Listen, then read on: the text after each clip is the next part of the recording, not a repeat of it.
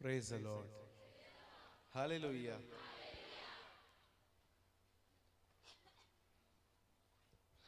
यीशु को बाइबल में दूसरा आदम कहा जाता है, सेकंड एडम। कहिए दूसरा आदम। पहला आदम कौन था?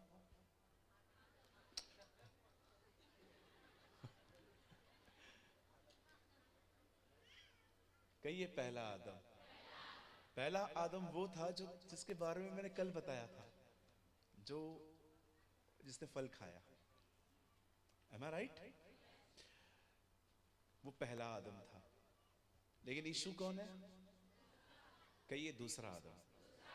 हाँ, अब उसके इंसान के बनने के बाद इतने सारे लोग आए, फिर जीसस दूसरा आदम कैसे हुआ? How he was second Adam? याद रखिए, जब यीशु मरा और जी उठा, तो वो नई सृष्टि में जी उठने वाला पहला व्यक्ति है। आप जानते हैं यीशु पहला व्यक्ति नहीं है जो मरा और जिंदा हुआ। आप पढ़ के देखिए, इससे पहले भी बाइबल के अंदर बहुत सारे लोग मरे हैं, जी उठे हैं। लेकिन उनकी मौत में और यीशु की मौत में एक फर्क था।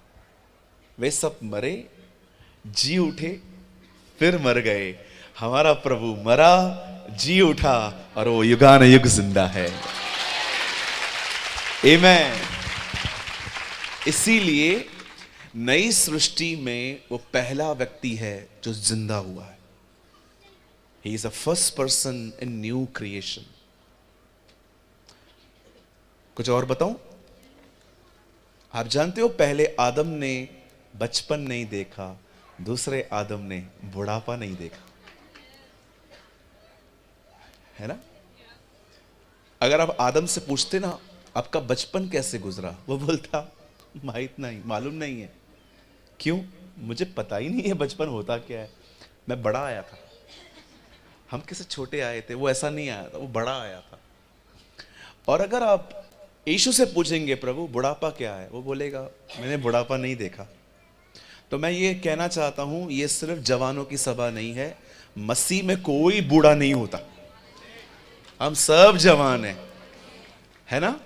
इसलिए पौल कहता है, भले ही मैं शरीर के तौर पे पुराना होता जा रहा हूं, पर मैं भीतर से हर दिन नया होते जा रहा हूं। You are young.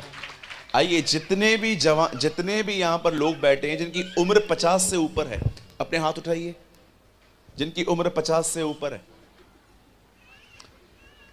कहिए मैं भी जवान हूं, मैं भी बैठूंगा।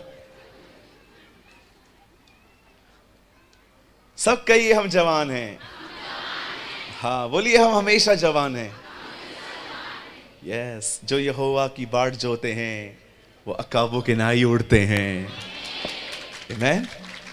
हम सब यंग हैं, कोई बूढ़ा नहीं है यहाँ पर।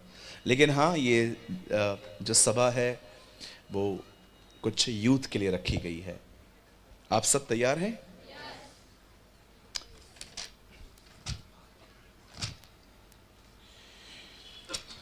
ओके।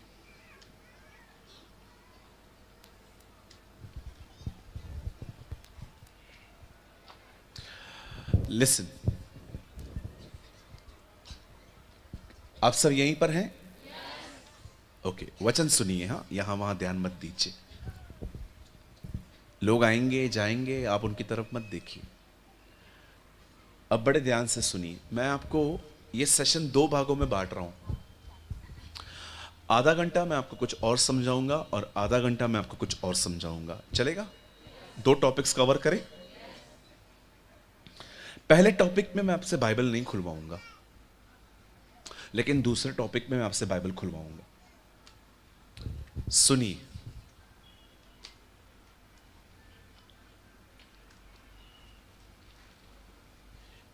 यीशु वो जगह नहीं है जहां पर माथा टेक के चले गए। ये नहीं चलने वाला इधर। राइट? यीशु एक व्यक्ति है जिसे हमें समझना है। ये वो जगह नहीं है कि बस आप आए, माथा टेक के गए और हो गया आपका। नो नो नो नो, आप गलत जगह पर हो। फिर आप एक ऐसी जगह पर हैं जहां पर एक चलता फिरता जीवता हुआ व्यक्ति है जिसे आपको समझना है। क्योंकि आज भी बहुत सारे जो लोग हैं, मैं आपको बताना चाहता हूं, भले ही मसीह में है, मन वही है। और मैं आप में से हर एक को कहना चाहता हूं, कोई भी मेरे पैर मत पड़िए, ये अनबिब्लिकल है। कई अपने बाजू वाले को पैर नहीं पड़ते।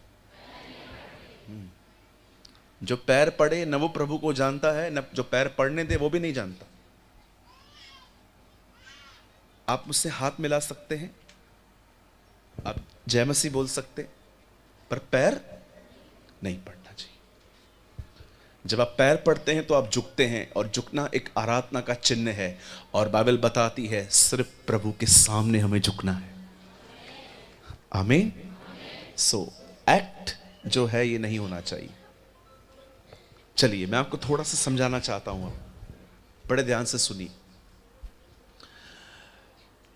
अगर आप जो जवान लोग यहां बैठे हैं, जिनकी उम्र 30 से कम है, 35 साल है, अगर आप सच में प्रभु को समझना चाहते हैं तो मैं आपको एक छोटी सी बात समझाता हूं। सुनना सीखिए। बोलिए सुनना। देखना सुनना नहीं होता। हो सकता है आप मुझे देख रहे हैं पर आप मुझे सुन नहीं रहे। बहुत लोग होते हैं यहां पर जो देखते हैं पर सुनते नहीं हैं। कभी कभी आप देखो, आप प्रार्थना करोगे ना, कई लोग प्रार्थना नहीं सुनते, आमीन सब कहेंगे लास्ट में। लास्ट में आमीन सब कहेंगे, हाँ आमीन आमीन आमीन। क्यों? ट्रेडिशन। कभी कभी नशे में लोग दूत होते हैं, इतने पी लेते हैं, लेकिन चर्च सामने आएगी ना,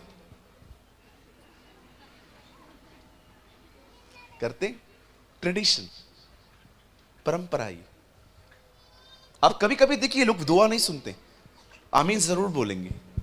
क्यों? परंपरा है, सब बोलेंगे मैं भी बोलूंगा। अगर आप प्रभु में बढ़ना चाहते हैं ना, सुनना सीखिए, लोगों को सुनना सीखिए, परमेश्वर को सुनना सीखिए, घर वालों को सुनना सीखिए। प्रभु में बढ़ने की ये सबसे बड़ी चाबी है, सुनना सीखो और कम बोलो। बोलिए कम बोलना है। हाँ बहनों, कम बोलना है।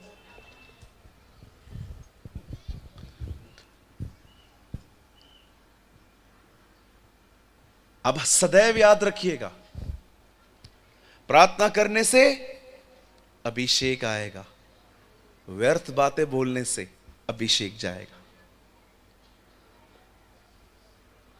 If you pray, the anointing will come.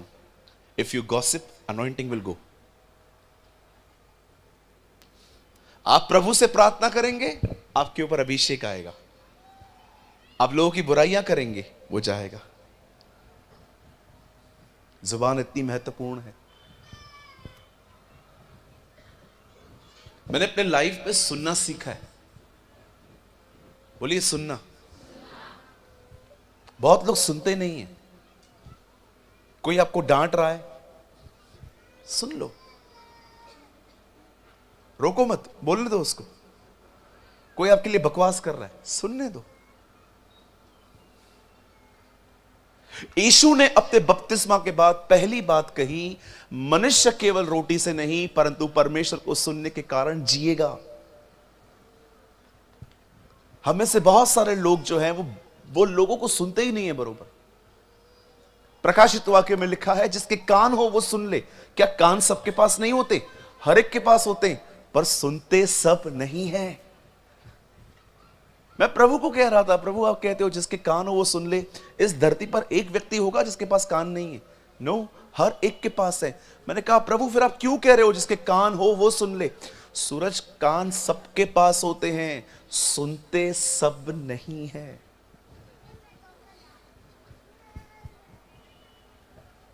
सुनना बहुत जरूरी है। लोगों को सुनना सीखो। परमेश्वर को सुनना सीखो, बच्चों को सुनना सीखो। आप सुनेंगे ना, जितना सुनेंगे सुनेंगे सुनेंगे आप उतना समझेंगे। हमारी प्रॉब्लम यह है, हम सुनते बहुत कम हैं, बोलते बहुत ज्यादा है। यह हमारी दिक्कत है। कहिए, प्रभु अधिक सुनने में बाहर निकाल, मुझे तेरी सुनने दे। बोलिए, प्रभु मुझे तेरी सुननी है। आप समझ पा रहे? मैं ये बात इसीलिए आपको बता रहा हूं क्योंकि जो मैं आज आपको बताना चाहता हूं, अगर आपने वो नहीं समझा, अगर आप इसीलिए नहीं समझ पाएंगे क्योंकि आप सुनेंगे नहीं। अगर आपने उसको ध्यान से सुना, विश्वास कीजिए आने वाले दिनों में आपकी जिंदगी बदल जाएगी। परमेश्वर आपका उपयोग करेगा, प्रभु आपको भर देगा। सिर्फ आज के वचन को सीरियसली समझने की कोशिश करिए। पता नहीं खुदा फिर कब मुझे यहां पर ले आएगा, मुझे नहीं पता है, लेकिन आज परमेश्वर ने इतनी अच्छी सभा यहां पर अरेंज की है। आपसे विनती करता हूं, अब जो मैं आपको समझाना चाहता हूं उसको समझने की कोशिश करिए। सुनिए, एक दिन यीशु एक घर में गए। इस घर के अंदर दो बहनें थी, एक का नाम था मार्था, दूसरा का नाम था मरियम। और जब यीशु वहां पर आया तो मार्था क्या कर रही थी? मार्था यीशु के लिए कुछ कर रही थी, लिखा है उसकी सेवा कर रही थी। लेकिन मरियम कुछ नहीं कर रही थी। वॉल्यूम पहले की तरह रखिए। चेक 1 2 3। मार्था क्या कर रही थी? बोलिए, सेवा। पर मरियम क्या कर रही थी? मरियम उसके पैरों पर बैठ के उसको सुन रही थी। और मार्था घबरा गई। मार्था काम भी कर रही थी, प्याज भी काट रही थी, उसको भी देख रही थी। होता है ना, कभी कभी आप पूरा काम कर रहे हो और वो दूसरी वाली सोई हुई है तो आपको कंटिन्यू उसको देखते रहते हो। मैं अकेले मर रही हूं और ये महारानी सोई हुई है, और जैसे वो उठेगी, कुछ काम है, कर लिया, जा वापस सो जा। हम फिर ताने मारते हैं ना।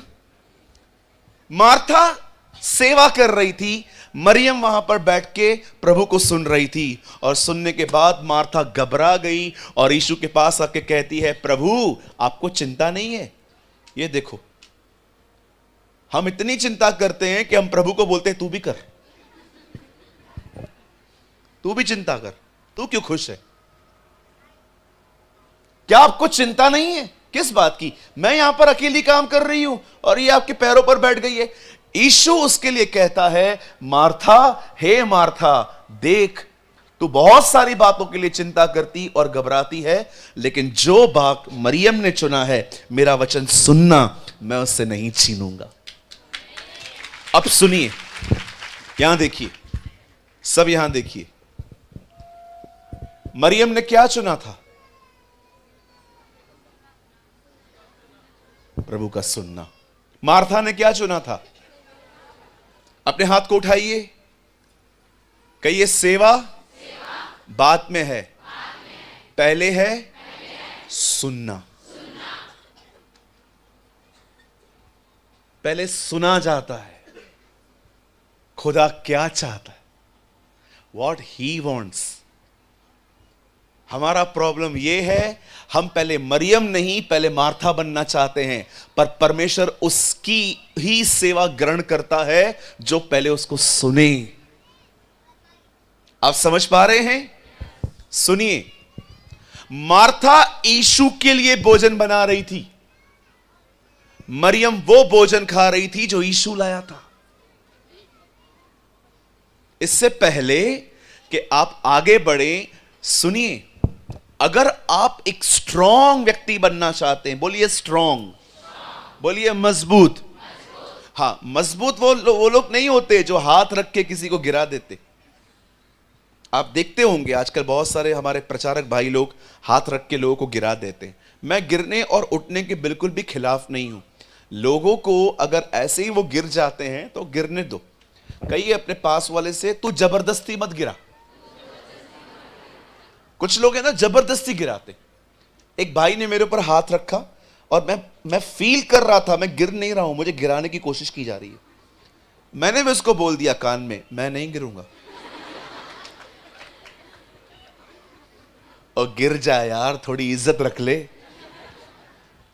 गिरना कोई बड़ी बात नहीं है, लेकिन मजबूत होने का जानते हो मतलब क्या है? हमें लगता है जो लोग ऐसे हाथ लगाते हैं वो गिर गया, वो गिर गया, हमें लगता है ओ कितने मजबूत लोग हैं। No no no no no no. जानते हो मजबूत कौन होता है? कोई आपकी आलोचना करे और आपको फर्क नहीं पड़ता, इससे कहते हैं मजबूत। They are strong people. किसी ने आपकी बुराई की, किसी ने आपकी निंदा की, किसी ने आपके लिए बकबक की और आपको यह बात सुनाई दी और आप बैठ गए। क्या हुआ? ऐसा क्यों बैठा है? कुछ नहीं, जा यहां से। आप इतने कमजोर हो कि कोई आपके लिए दो शब्द कहता है आप सारा दिन खराब करते हो। मैं एक दिन खाना खा रहा था, मेरे ऑफिस में एक भाई आके बोलता है ब्रदर वो बंदा आपके लिए ऐसे ऐसे बोलता है। मैं कंटिन्यू खाना ही खा रहा था। भैया आपसे बात कर रहा हूं। फिर क्या क्या हुआ? आपके लिए ऐसा ऐसा बोलता है वो। मैंने कहा सुन, उसको पूरा हक है बोलने का, मुझे पूरा हक है नहीं सुनने का। Very simple. हमारी प्रॉब्लम यह नहीं है कि लोग हमारे लिए बहुत कुछ बोलते हैं, हमारी प्रॉब्लम यह है कि हम उन पे ध्यान देते। स्ट्रांग बनिए, बुरा छोड़ो, अच्छा करोगे तो भी उसमें से बुराइयां निकलनी है। समझ पा रहे हैं आप? कई सारी बहनें, भैया मैंने 30 साल इस घर को दिए। क्या किया फिर? 30 साल दिए, मेरे इस घर में मेरी कोई कदर नहीं है। महारानी आई थी, काम वाली बन गई हूं। पहले मैं सूर्यमुखी बन के आ गई थी, अभी ज्वालामुखी बन गई हूं। ओ मैं महारानी बन के आई थी, या जिन लोगों ने मुझे नौकरानी बना दिया है, वगैरह वगैरह वगैरह। मैं आपसे एक बात पूछना चाहता हूं, यहां देखिए, लोगों की बातों को इतना दिल से क्यों लेते हो आप?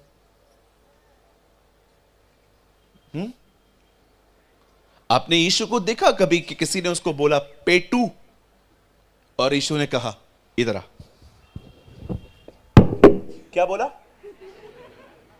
हाँ पेटू तेरा पिताजी खिलाता है। हाँ पतरस तेरे पास तलवार है ना, वो ले आ। तूने उस दिन कान उड़ाया था ना, आज एक गर्दन उड़ाएंगे, ले आ ले आ। और पतरस और आंद्रियास ने उनको पकड़ा उस व्यक्ति को, और यीशु ने कहा रुक, मैं इसको नाक पे मारूंगा। आपने कभी यीशु को देखा ऐसे काम करते हुए? यीशु अपने आप में सब कुछ था। He knows उसे क्या क्या लेना है क्या नहीं। कोई बड़ी बात नहीं है कि अगर आपके घर में आपकी कोई इज्जत नहीं है। आप जानते हो एक दिन क्या हुआ? सैमुअल ने यीशे को कहा मैं तेरे घर आऊंगा तेरे बेटों से मिलने के लिए। यीशे ने अपने सारे बेटों को बुला लिया। सारे बेटों से मिलने के बाद सैमुअल उससे कहता है कोई और भी है? बोलता है हाँ एक है, दाऊद। आप जानते हैं घर पे इतना बड़ा व्यक्ति आया है, लेकिन दाऊद बाहर था। उसे बुलाना तक ठीक नहीं समझा उन लोगों ने, ये उसकी इज्जत थी। जितने भाई लोग बैठे हैं कहिए मेरे पीछे, अगर आप भाई हैं,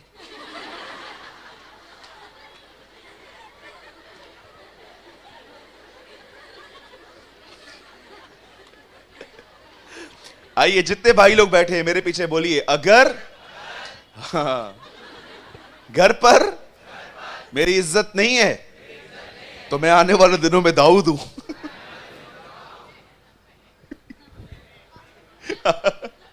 अभी समझे? हाँ सही बोल रहा है ब्रदर। ओके दाऊद की भी इज्जत नहीं थी, तो डोंट वरी अगर आपके घर पे आपकी कोई इज्जत नहीं है, आप दाऊद हो। सुनिए, क्या जीसस आपने कभी देखा यीशु को लोग क्या क्या बोलते थे? कितना सुनता था वो, पेटू है, पियक्कड़ है, पापियों का दोस्त है, बाल जबूल है, शैतान है, ये है, वो है। मैंने कभी नहीं देखा कि यीशु ने ये बातें सुनने के बाद एक दिन वो घर पे बैठ गया और पतरस आके बोलता है, प्रभु चले कहां सेवकाई के लिए? मुझे नहीं आना। क्या हुआ? अरे इनको वैल्यू ही नहीं है मेरी, इतना कुछ करता हूं मैं, उसके बाद भी मेरे लिए ऐसा बोलते हैं। जाओ इधर से जाओ, मैं यहीं से स्वर्ग वापस जा रहा हूं। मैं जा रहा हूं, मुझे खुदा यहां से ले सकता है। नो मेरे भाइयों, मेरी बहनों, आप में से हर एक को यह बात समझनी है, परमेश्वर जब आपको मजबूत करता है तब आपको मानसिक तौर पे मजबूत करता है, मेंटली। आज बहुत सारे लोग मानसिक तौर पे कमजोर हैं। थोड़ा सा कुछ होता है टेंशन, थोड़ा सा कुछ होता है चिंता, थोड़ा सा कुछ होता है ओवर थिंकिंग, सोचने में चले जाते हैं। कभी आपने सोचा है ऐसा क्यों हो रहा है? खुदा को सुनना सीखिए, परमेश्वर को सुनना सीखिए। खाने के साथ दोस्ती तोड़ दो, अधिक सोने के साथ दोस्ती तोड़ दो। अपने बदन को ऐसा खाना दो जिस खाने से आप ज्यादा हैवी नहीं हो सकते, जिस खाने के बाद आपको ज्यादा नींद नहीं आती है। ऐसी जिंदगी जिए कि वचन को पढ़ने और प्रार्थना को करने के लिए हमेशा तैयार रह सके। आप यीशु के सैनिक हो, इसीलिए बाइबल बताती है तुम्हें हर समय तैयार रहना चाहिए। आमीन। कितने लोग हैं यहां पर जिन्होंने अपनी दोस्ती नींद से तोड़ दी है? हमारे भारत की पहली लेडी प्राइम मिनिस्टर थी इंदिरा गांधी। आप जानते हैं इंदिरा गांधी खाली 4 घंटे सोती थी, खाली 4 घंटे। 4 घंटे सोने के बाद भी वो फ्रेश रहती थी। अब उनकी बायोग्राफी पढ़ के देखिए। कई लोग सोचते हैं अधिक खाएंगे तो मजबूत बनेंगे। मैं आपको सच कहता हूं, कम खाओ, हेल्दी हो जाएंगे आप। You will feel healthy. आजकल शैतान है ना, उसने एक नया एजेंडा निकाला है, विश्वासियों को खिला खिला के मारो। ये चावल का पहाड़ बनाएंगे। कभी कभी मैं भाइयों को देखता हूं, ये चावल का पहाड़, उसके ऊपर दाल। एलन, मैं आपके लिए बात नहीं कर रहा हूं। ये चावल, उसके ऊपर दाल, फिर भिंडी, फिर रोटी, फिर से चावल, फिर मीठा। मैं घर में गया, एक भाई मेरे सामने इतना खाया, मैं आधे घंटे से बैठ के देख रहा हूं। मैंने कहा शर्म नहीं आ रही है, सामने बैठा हूं, एक बार पूछ लेना चाहिए। खाऊंगा तो नहीं, पूछ ही लेता, कितना हर्ट हो रहा है। खाना खाने के बाद उठा नहीं जा रहा था उससे। चले ब्रदर। मैंने कहा चले, कहां चले? चलने के लायक बचा है तू? आइए भाई लोग कहिए, बोलिए कम खाना है। हाँ भाई लोग कहिए। मुझे पता है बहनें कम ही खाती हैं बेचारी। हाँ, ये खून चूसती हैं।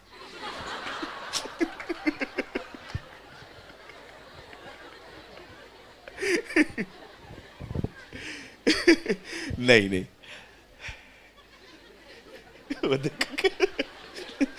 वो लगता है तू सच में चूसती है बहन।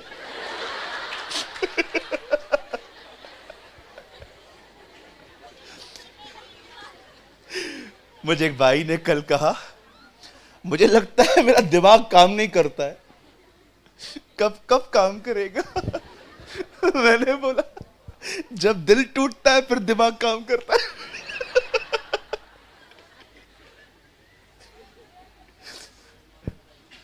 किसी भी बहन को अगर बुरा लगा हो तो कोई माफी नहीं। ओके?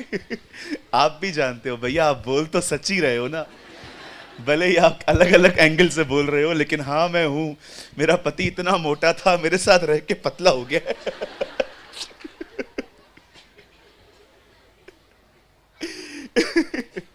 बोलिए सुनना है। सब तैयार है? हम स्टार्ट करें?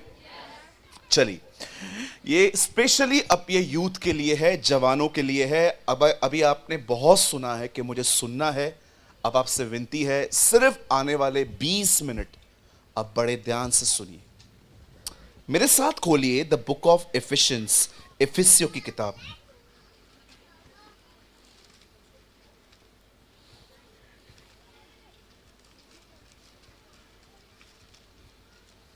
एक अध्याय, चैप्टर 1।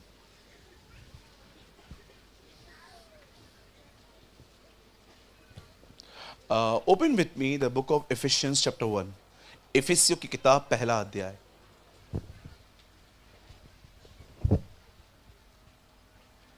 मैं आपके लिए पढ़ रहा हूं 1 का 3 वचन।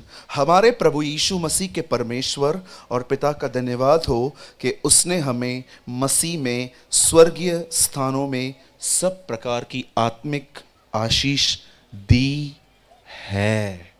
बोलिए, दी है। ओके, अब आपको एक काम करना है, अपनी बाइबल छोड़ दो, ऊपर देखो। जो पीछे लोग बैठे हैं, आपसे ज्यादा उम्मीद है हाँ मुझे, क्योंकि आपके साथ लोग जाते रहते रहे। आप सामने देखिए, उस तरफ जो लोग बैठे हैं, आप लोग भी, आप लोग भी, आप लोग भी सुनिए। पौलुस की जितनी भी पत्रियां हैं, चाहे वो गिलातियो हो, फिलिप्पियो हो, कोलिसियो हो, कुरिन्थियो हो, रोमियो हो, आप उसकी कोई भी पत्री पढ़ लो, वो आपको हर कलीसिया में लोगों को ठीक करने का संघर्ष में मिलेगा। हर कलीसिया में कोई प्रॉब्लम थी। गिलातियों की कलीसिया यीशु पर भी बिलीव करती थी, 10 आज्ञाओं को भी मानती थी।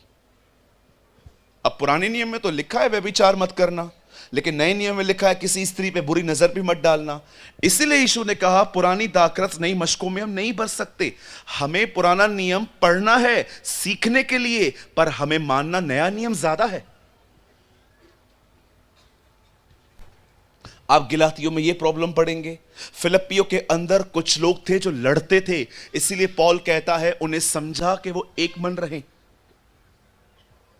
आप कुलीसियों में देखते रहेंगे, वो एक ऐसी कलीसिया थी जो यीशु को मानती थी और पुराने रीति रिवाजों को भी फॉलो कर रही थी। इसीलिए पौल उन्हें समझाता है कि अगर तुम्हें परमेश्वर ने जहां से निकाला है, तुम वापस वहां क्यों जा रहे हो।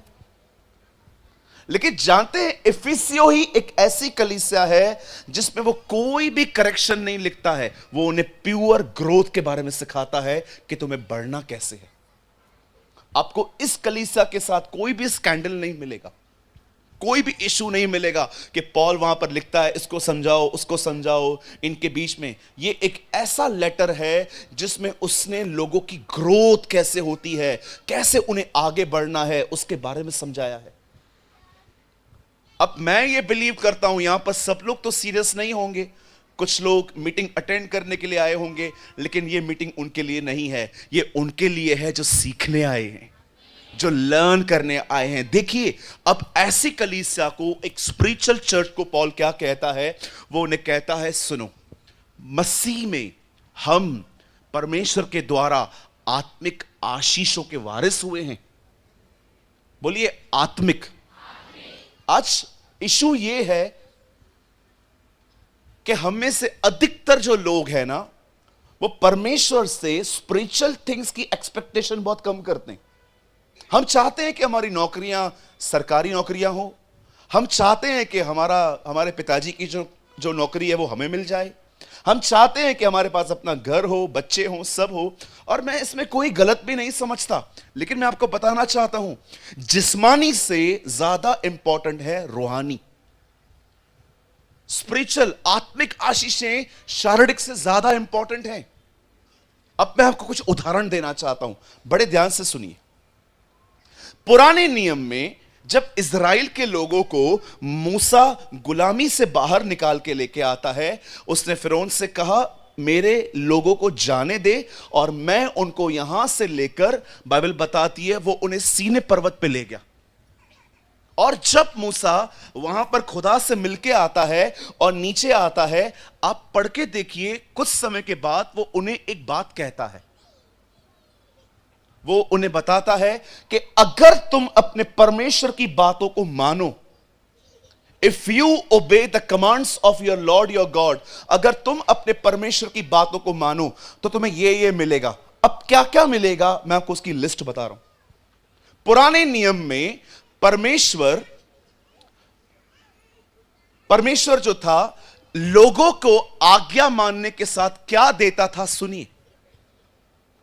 परमेश्वर ने उनसे कहा अगर तुम मेरी आज्ञाओं को मानोगे तो मैं तुम्हें बड़ी बड़ी जमीनें दूंगा। अगर तुम मेरी आज्ञाओं को मानोगे तो तुम्हारे दुश्मन एक रास्ते से आएंगे पर मैं उन्हें 7 रास्तों से भगाऊंगा। तुम पूंछ नहीं परंतु तुम सर ठहरोगे। तुम्हारी औरतों के कभी मिसकैरेज नहीं होंगे, मतलब कभी भी गर्भ में बच्चा नहीं मरेगा। तुम्हारे ऊपर कोई जादू टोना असर नहीं करेगा। मैं तुम्हें बच्चे दूंगा, जमीनें दूंगा, ये दूंगा, वो दूंगा, ये दूंगा, वो दूंगा।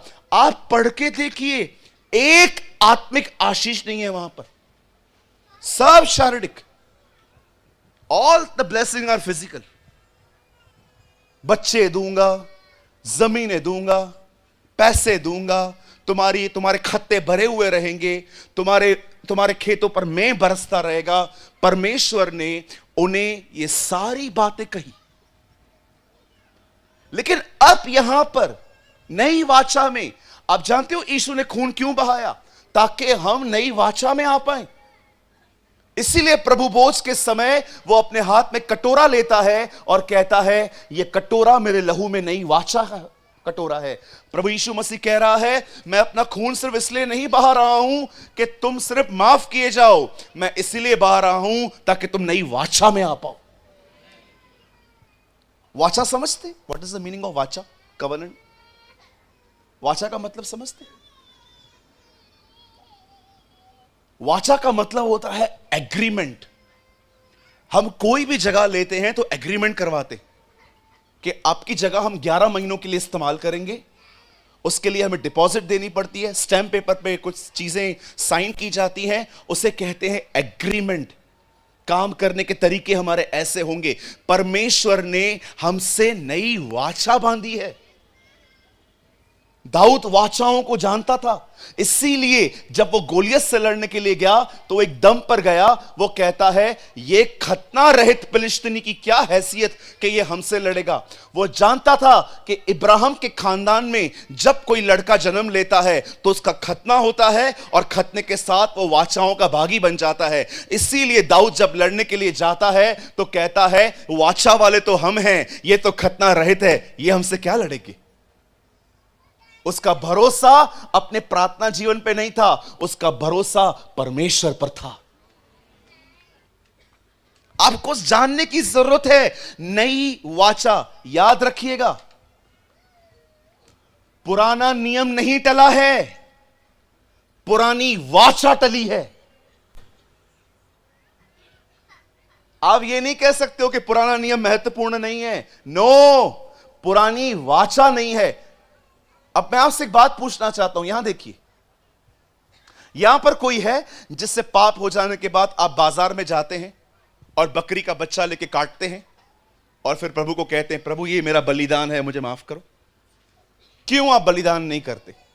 पुराने नियम में तो हर व्यक्ति यही करता था, क्योंकि नई वाचा में आप जानते हो कि यीशु आपके लिए मरा है, उसने आपके लिए खून बहाया है, वो आपका कफारा बना है, वो आपका बलिदान हुआ है। ये नई वाचा है। इसीलिए यीशु ने उन्हें कहा पुरानी मशकें नई मशकें पुरानी मशकों में नहीं भरी जाती। नई दाखरस के लिए नई मशकें चाहिए। नई वाचा में पौल कहता है कि परमेश्वर ने तुम्हें सब प्रकार की आत्मिक आशीषें दी हैं। बड़े दुख की बात है कि आज भी कुछ लोग नई वाचा नहीं पुरानी वाचा का ही प्रचार कर रहे हैं। तुम्हें ये मिलेगा, तुम्हें वो मिलेगा, तुम्हें ये मिलेगा, तुम्हें वो मिलेगा, और जितने भी सारे लोग जिनको चीजें चाहिए वो सब जमा हो जाते हैं। मैं आप पास्टर्स, प्रचारकों से बहुत नम्रता से एक बात पूछना चाहता हूं, क्या आप एक नई वाचा के प्रचारक हैं? Are you a preacher of the new covenant? क्या आप अपनी कलीसिया को यह कहते हैं कि परमेश्वर की आत्मिक बातों के पीछे जाओ, शारीरिक बातें तो ऐसे ही मिल जाएंगी? मुझे बताइए, are you the covenant of a preacher of new covenant? आप जाइए मेरे वीडियोस को देखिए यूट्यूब पे। मैं 99% कोशिश करता हूं कि मैं नई वाचा का प्रचार करूं, क्योंकि यह उत्तम है। प्रभु में हम क्यों आए हैं? सिर्फ आशीष लेने के लिए। ओ मेरे को दर्द है, प्रार्थना कर दो उतर जाए। अंकल हम करेंगे आपके लिए प्रार्थना, पर क्या आप सिर्फ इसके लिए यहां पर आए हैं? आपको परमेश्वर नहीं चाहिए? ओ हमारा धंधा जो है ना वो बहुत ढीला चल रहा है, पादरी साहब प्रार्थना कर दो। हम जरूर करेंगे सर, पर क्या आप सिर्फ इसके लिए आए हो? भैया मुझे बच्चा नहीं होता, दीदी हम आपके लिए जरूर प्रार्थना करेंगे, बस इसके लिए आए हो? खुदा नहीं चाहिए? हाँ, read his letter. He said, परमेश्वर ने तुम्हें सब प्रकार की आत्मिक आशीष दी है। कितने लोग हैं, मैं आपसे नहीं कहता कि आपको पैसे नहीं मांगने चाहिए। ओह मैं मांगता हूं, मैं प्रभु से कई बार कहता हूं लॉर्ड गिव मी मनी, मुझे पैसा चाहिए, घर कैसे चलाऊंगा? मैं बीमार पड़ता हूं, मैं प्रार्थना करता हूं कि प्रभु उन्हें चंगा कर।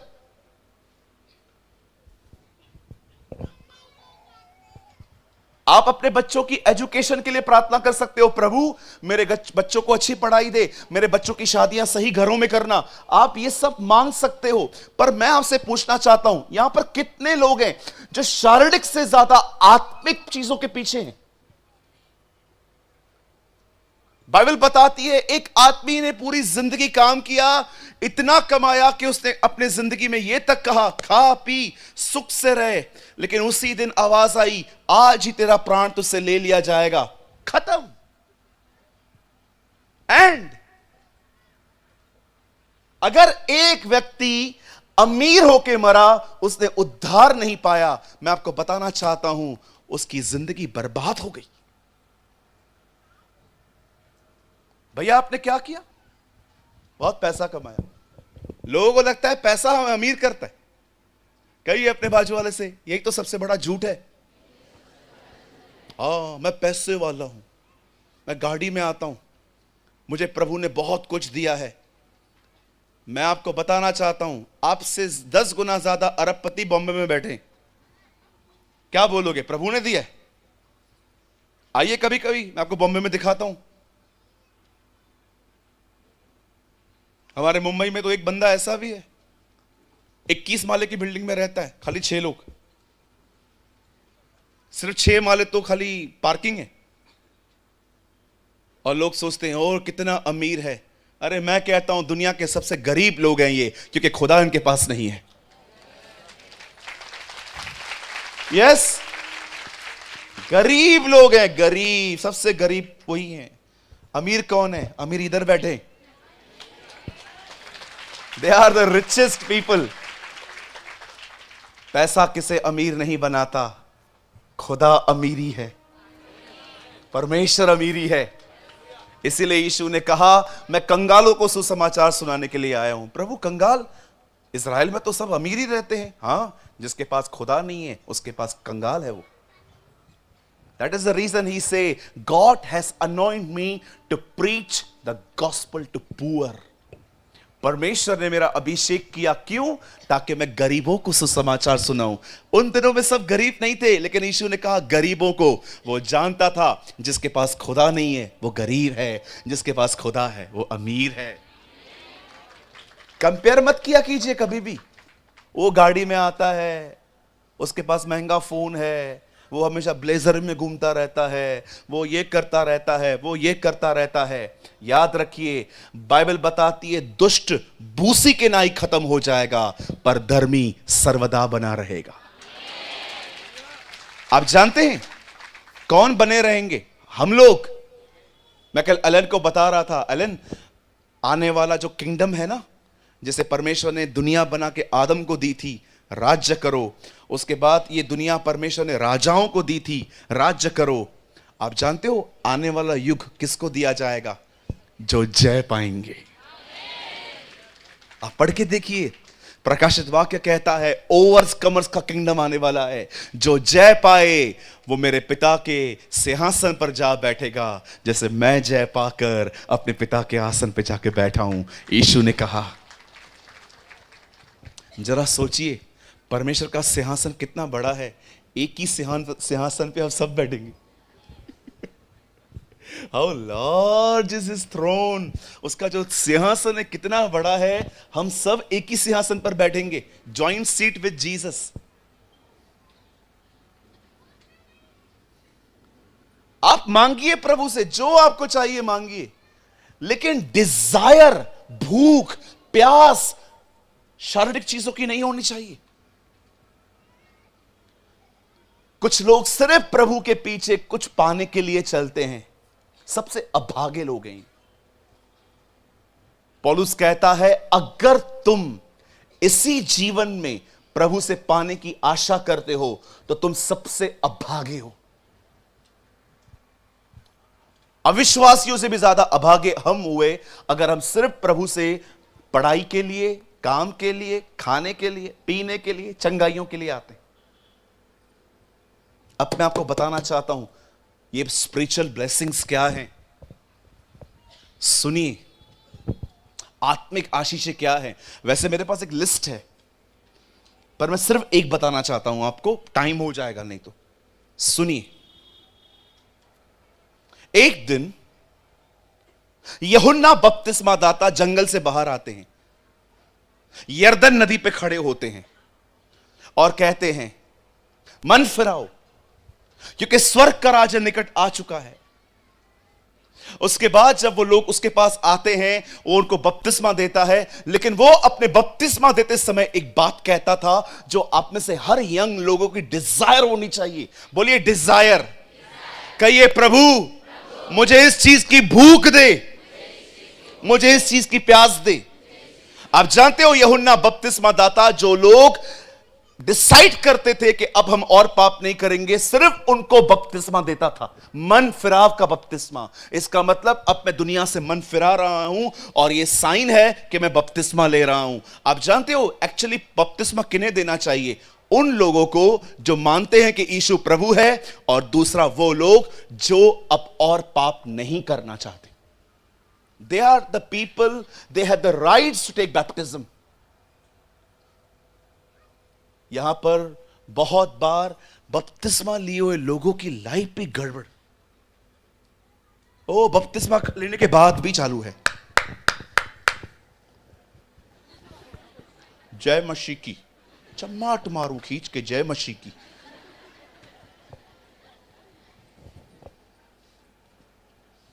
बपतिस्मा लिया है, अभी भी लड़की के साथ घूमते रहते हैं। वो वाली बाइक नहीं आती है, वो बाइक ऐसे नीचे, लड़की ऊपर। ऐसा लगता है बाइक पे नहीं ऊंट पर बैठी है बहन। वो खुद भी स्कार्फ पहनेगा, लड़की को भी स्कार्फ पहना के पूरा घूमते रहेंगे। चल आज रायपुर चलते हैं। बपतिस्मा लेने के बाद भी गर्लफ्रेंड, बपतिस्मा लेने के बाद भी चालू है। मैंने एक बार एक बंदे को देखा, बपतिस्मा हो गया है उसका मेरे सामने। मैं थोड़ा हट गया, मेरे को लगा मेरे से चूना ना मांगे। और क्या करूं, मुझे ना बोल दे चूना है। अरे चूना लगा लगा कि इधर पहुंचा है तू। हाँ, मैंने बहुत सारी बहनों को भी देखा है बपतिस्मा ले चुकी हैं, अभी भी बुराइयां करना बंद नहीं की। कुछ भी बोल दो उनको, 5 मिनट के बाद उसी मोहल्ले के 10 घरों में जाके बता देंगी। वो आज तक, ये अब तक।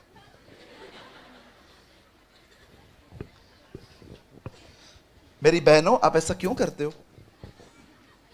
हाँ, कितनी बहनें यहां पर सच बताइए, जब आपको कोई कहता है मैं आपको एक बात बताती हूं, किसी और को मत बताना, एक्चुअली वही मूर्ख है जो ऐसा कह रही है आपको।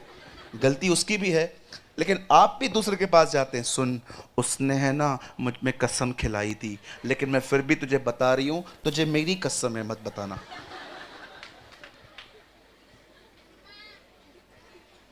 मेरे को एक बात बताओ, जो बात आपके पेट में नहीं टिकी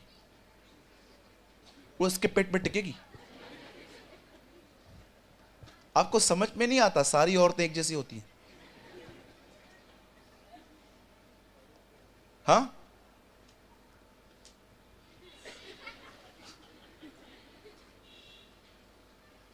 कितनी बहनें हैं जो पेट में बात रखना जानती हैं?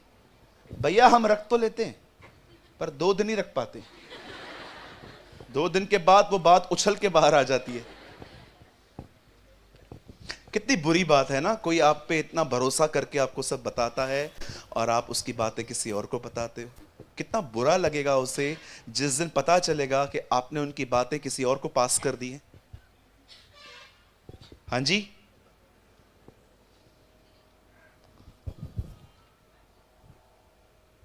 यूहन्ना बपतिस्मा दाता जब भी लोगों को बपतिस्मा देते थे, जवानों सुनो, वो एक बात कहते थे, मैं तुम्हें मन फिराव का पानी का बपतिस्मा दे रहा हूं। मैं तुम्हें पानी में इसीलिए अंदर लेके जा रहा हूं क्योंकि तुमने निर्णय लिया है कि तुम और पाप ना करोगे। लेकिन सुनो, मेरे बाद एक बंदा आने वाला है, जैसे मैंने तुम्हें पानी में बपतिस्मा दिया है, वो तुम्हें पवित्र आत्मा में बपतिस्मा देगा। अब सुनिए, बपतिस्मा, बपतिस्मा को इंग्लिश ट्रांसलेट करो तो वर्ड आता है इमर्स्ड। इमर्स को अगर हिंदी में बोलो तो इसका मतलब है डूब जाना। बपतिस्मा का मतलब क्या है? कहिए, डूब जाना। हां, आप जानते हो, डूब जाना। यूहन्ना बपतिस्मा दाता उन्हें एक्चुअली यह समझा रहा था, सिर्फ पाप नहीं करना, यह इच्छा रखने से तुम बाहर नहीं निकल पाओगे। तुम्हें वहां से बाहर आने के लिए पवित्र आत्मा का बपतिस्मा चाहिए। आप समझ रहे हो? मैं ऐसे हजारों लोगों को जानता हूं जो पाप नहीं करना चाहते फिर भी उनसे हो जाता है। ब्रदर क्यों? क्योंकि तुम्हारा पवित्र आत्मा से बपतिस्मा नहीं हुआ है। Try to understand. सिर्फ पानी का बपतिस्मा लेना बहुत अच्छी बात है, और मैं आपको बताना चाहता हूं, सुनिए, अगर आपकी कलीसिया आपको पानी का बपतिस्मा नहीं देती, आप एक गलत कलीसिया में, you are in a wrong church. क्योंकि मुझे पता चला कुछ लोगों के द्वारा कि कुछ लोग हैं जो पानी के बपतिस्मे में बिलीव नहीं करते, प्रभु बोझ लेने में बिलीव नहीं करते, अन्य भाषा बोलने में बिलीव नहीं करते। मैं आप में से हर एक को कहना चाहता हूं, निकलो इन झूठी कलीसियाओं से। ये गलत कलीसियाएं हैं।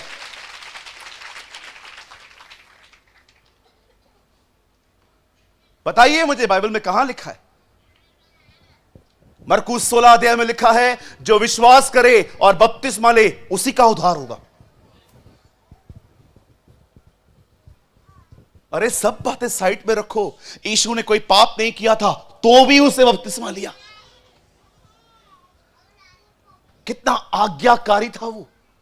कुछ लोग कहते हैं नहीं, वो जो चोर टंगा हुआ था उससे बपतिस्मा नहीं लिया था, इसके बाद भी वो स्वर्ग गया है। मैं आपसे पूछना चाहता हूं, क्या उसकी स्थिति थी लेने की? प्रभु यीशु मसीह उसको कहता, वहां पर वो मर रहा था, मैं तुझे स्वर्ग ले जाऊंगा, हाँ जा बपतिस्मा ले आ। प्रभु यार तरस खा यार, मर रहा हूं यार। उसकी स्थिति कैसी थी? आप लोग उसका एग्जाम्पल यूज करते हैं। मैं बिलीव करता हूं अगर वो उन दिनों में नीचे रहता वो लेता।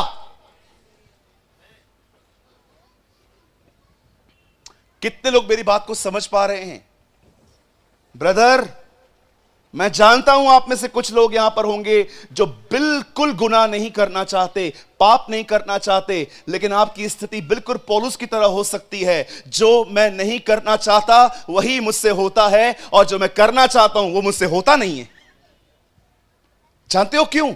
यूहन्ना ने कहा, मात्र पानी का बपतिस्मा सब कुछ नहीं है। मैं तुम्हें पानी का बपतिस्मा इसीलिए दे रहा हूं क्योंकि तुमने मन बनाया है अपना कि अब पाप नहीं करेंगे। लेकिन तुम्हें सिर्फ पानी का बपतिस्मा नहीं बचाएगा, तुम्हें पवित्र आत्मा से बपतिस्मा चाहिए।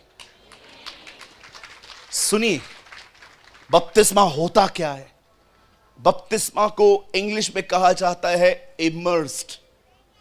इमर्स को हिंदी में ट्रांसलेट किया जाता है डूबना। आप जानते हो, यूहन्ना एक्चुअली ये कह रहा था कि मेरे बाद एक बंदा आएगा जो तुम्हें पवित्र आत्मा में डुबाएगा। सुनिए, डूबने का मतलब क्या होता है, सुनिए, जानिए। अगर आप एक नदी में जाएं, अगर आप एक रिवर में जाएं और आपके यहां तक पानी है, देखिए यहां तक, आप जानते हो अभी भी आप नदी में जहां चाहे पानी को हटा हटा के जा सकते हो, क्योंकि आप यहां तक हो। अगर आपका पानी यहां तक आ गया तो भी आप अपने हाथों को फैला फैला के अपनी डायरेक्शन डिसाइड कर सकते हो।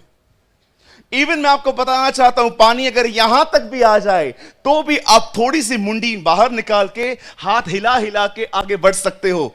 लेकिन अगर आप पूरी तरह से पानी में चले जाओ, याद रखना, अब आप अपनी डायरेक्शन डिसाइड नहीं करोगे, अब नदी जहां चाहेगी आप वहां जाएंगे। जानते हैं पवित्र आत्मा का बपतिस्मा होता क्या है? इसका मतलब कि यीशु तुम्हें पूरा पवित्र आत्मा में ले जाएगा ताकि जहां वो चाहे वो तुम्हें वहां ले जा सके। That is the baptism of the Holy Spirit. यूहन्ना यह कह रहा था, मेरे बाद एक व्यक्ति आएगा, अगर तुमने उसके सामने समर्पण किया वो तुम्हारी जिंदगी बदल देगा और तुम्हें वहां ले जाएगा जहां वो चाहता है।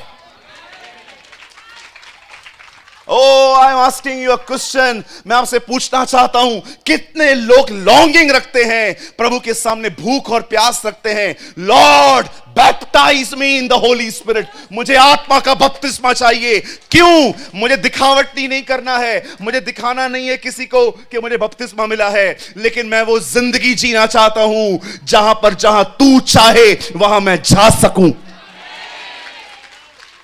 This is a life under the control by the God. एक ऐसी जिंदगी जो परमेश्वर के नियंत्रण में रहे, वो आपको जहां चाहे वहां ले जा सके। I don't know आप में से कितने जवान हैं जो ये बात जानते हैं, जब पौलुस कहता है ये आत्मिक आशीष है तो वो उस पवित्र आत्मा के बपतिस्मे के बारे की बात करता है। These are the spiritual blessings. ये वो आत्मिक आशीषें हैं जो परमेश्वर ने मसीह में हमारे लिए रखी हैं कि वो हमें पवित्र आत्मा में डुबाएगा ताकि वो जहां चाहे हमें वहां ले जाए। छत्तीसगढ़, याद रखिए, you need the baptism of the Holi spirit. आपको पवित्र आत्मा के बपतिस्मे की जरूरत है। मात्र ये इच्छा रखने से कि मैं पाप नहीं करूंगा कोई पाप से बाहर नहीं आता। You need the fire, you need the baptism of Holy Spirit. और मैं आपको बताना चाहता हूं पवित्र आत्मा का बपतिस्मा कैसे मिलता है।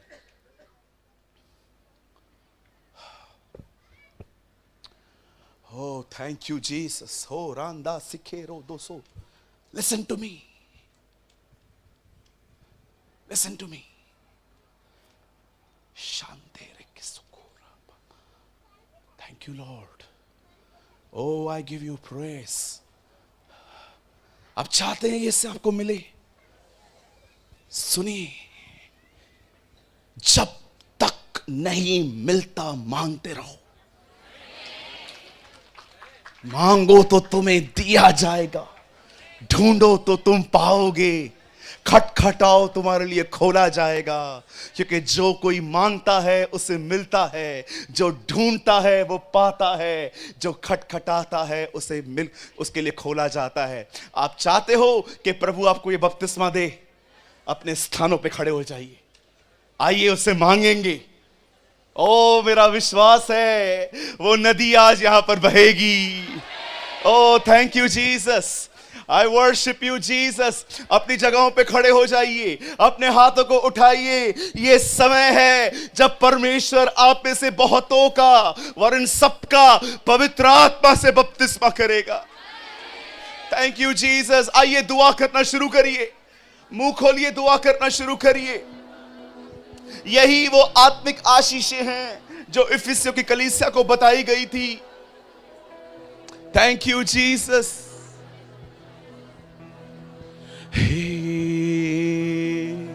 सिर्फ तेरे लिए यीशु, तेरे लिए, सिर्फ तेरे लिए यीशु, तेरे लिए, तेरे लिए यीशु, तेरे लिए मैं हाथ उठाता हूँ।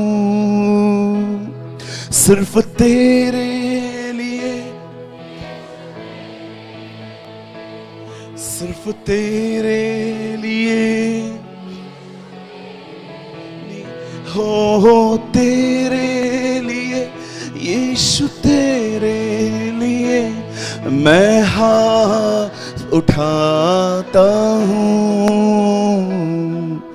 पवित्र आत्मा, ओ होली स्पिरिट, पवित्र मूव होली स्पिरिट, मुझे ले जा यीशु के चरणों में।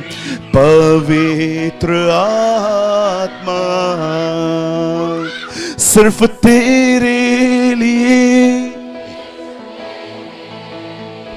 सिर्फ तेरे लिए,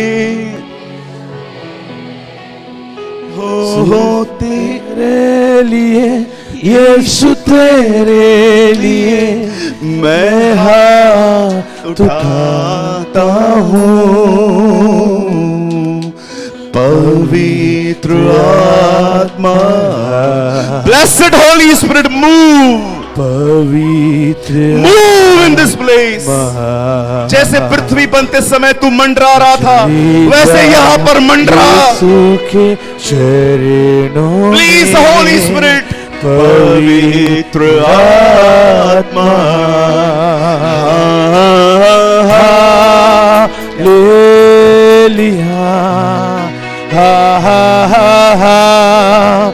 हालेलुया,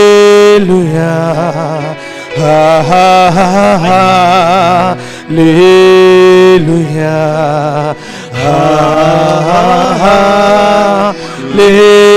हालेलुया, हालेलुया, हालेलुया,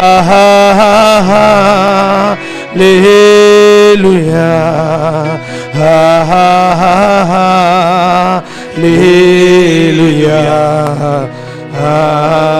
आमीन। आइए अपने हाथों को उठाएं। Come on, lift your hands to heaven. स्वर्ग आपको बपतिस्मा देने के लिए तैयार है।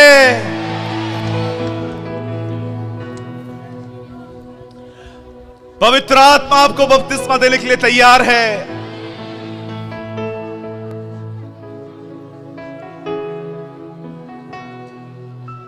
प्रार्थना करिए।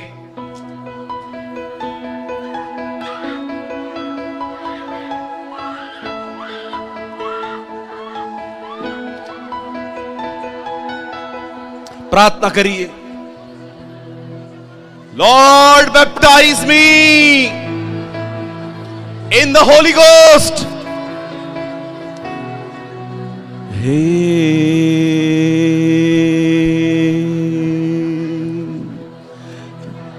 सिर्फ तेरे लिए यीशु, तेरे लिए, सिर्फ तेरे लिए यीशु, तेरे लिए, ओ तेरे लिए यीशु, तेरे लिए मैं हाथ उठाता हूँ।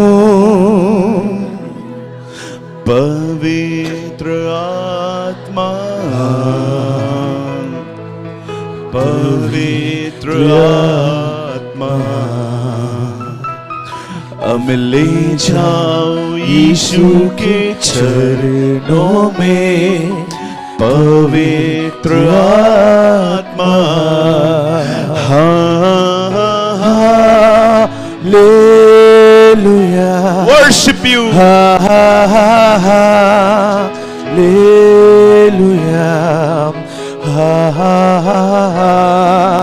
Baptize your people. अपने लोगों का पवित्र आत्मा से बपतिस्मा कर. Yes, yes Lord, yes Lord. Pour out. आज इस कलीसिया में पेंटिकॉस्ट का दिन आने दे. हालेलुया, आमीन. भाइयों बहनों, आंखें खोलिए, अपनी आंखें खोलिए. मैं कुछ बताना चाहता हूं, उसके बाद आप खुदा से और ज़ील से मांगेंगे. आप जानते हैं, आप जानते हैं क्या हुआ?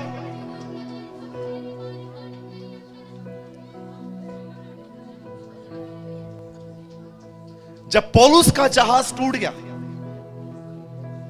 और वो समुद्र में जा गिरा, और जब वो वहां से बाहर निकला तो एक जगह पे गया. उसे ठंड पड़ रही थी, और जैसे ही वहां के लोगों ने लकड़ियों में आग जलाई, एक सांप लकड़ियों में से बाहर निकला और पौलुस के हाथ को उससे पकड़ लिया. याद रखना भाइयों बहनों, सांप पानी में रह सकते हैं, आग में नहीं. हो सकता है पानी का बपतिस्मा लेने के बाद भी आपकी जिंदगी में बहुत सारे सांप जीवित हैं, लेकिन विश्वास कीजिए, आत्मा की आग पर एक भी सांप नहीं रह पाएगा. जब आग उतरेगी तो सांपों को बाहर निकलना पड़ेगा. Hallelujah, hallelujah,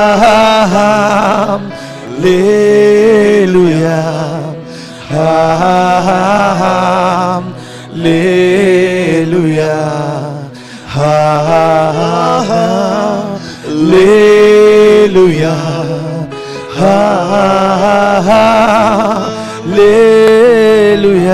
Worship you. Hallelujah,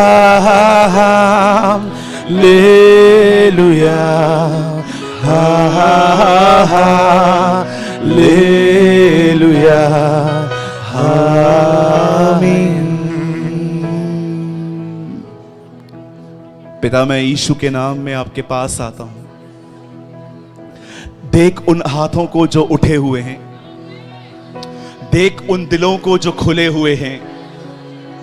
तूने वादा किया है, यूहन्ना तो तुम्हें पानी का बपतिस्मा देता था, परंतु मैं तुम्हें आग और पवित्र आत्मा का बपतिस्मा दूंगा. आज हम मांगते हैं, भर दे हमें, भर दे हमें, भर दे हमें पवित्र आत्मा से. तेरी नदी के अंदर हमें बहने दे, जैसे एलियाजर को, जैसे रिबेका को एलियाजर ले गया, वैसे आज हमें तू जहां चाहे वहां ले चल. Baptize your people, baptize your people in the fire, in the Holy Spirit. जिंदगियों को बदल दे. सारे छुपे हुए सांप यीशु के नाम से निकल के चले जाएं. सारी बुरी आदतें खत्म हो जाएं. जिन बातों से हम स्ट्रगल कर रहे थे, कशमकश कर रहे थे बाहर आने के लिए, वो सारी बातें हमारे अंदर से निकल जाएं, और आज के बाद हम एक विजयी जिंदगी जिए. शैतान हमारे पैरों के नीचे होगा, शरीर की अभिलाषाएं हमारे पैरों के नीचे होंगी, पाप हमारे शरीर के नीचे होगा, केवल परमेश्वर ही हम में राज्य करेगा. Thank you, Jesus. Worship you. Blessed be your name. Blessed be your name. Worship you. अपने हाथों को उठा के उसको धन्यवाद दें। ओ इस ग्राउंड पे आग उतर रही है आपके ऊपर। बंधन खत्म हो रहे हैं, बंधन जल रहे हैं। अगर आप कुछ महसूस नहीं भी कर रहे हो तो भी मैं आपको बताना चाहता हूं, यीशु का हाथ आपके ऊपर है।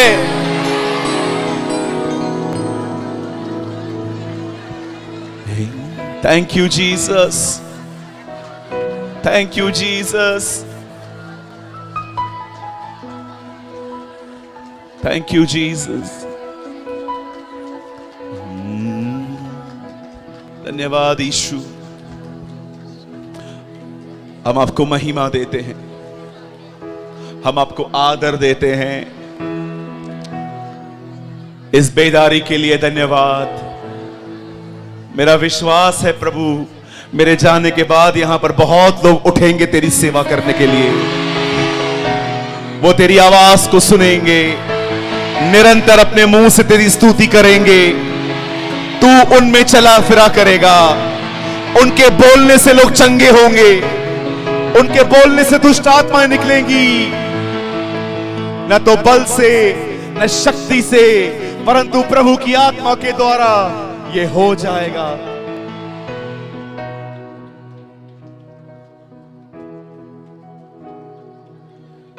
धन्यवाद यीशु।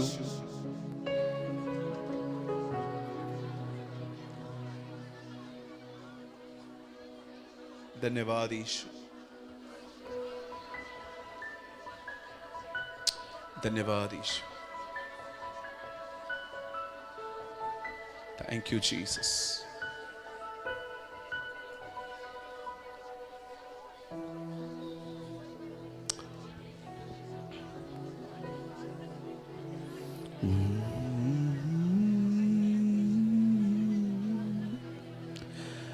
तेरी दया कभी कम ना होगी, तेरी दया कभी कम ना होगी, तेरी दया कभी कम ना होगी, तेरी दया दया कम ना होगी, तेरी दया कभी कम ना होगी, तेरी दया कभी कम ना होगी, तेरी दया कभी कम ना होगी, तेरी दया दया कम ना होगी।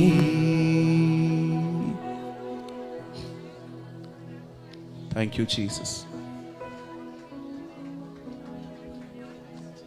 हम आपको सारी महिमा देते, हम आपको सारा आदर देते। सिर्फ पानी का नहीं, हमें तेरी रूह का बपतिस्मा देने के लिए धन्यवाद। हम आपको सारी महिमा और आदर देते, यीशु के नाम से मांगते। आमीन, आमीन, आमीन।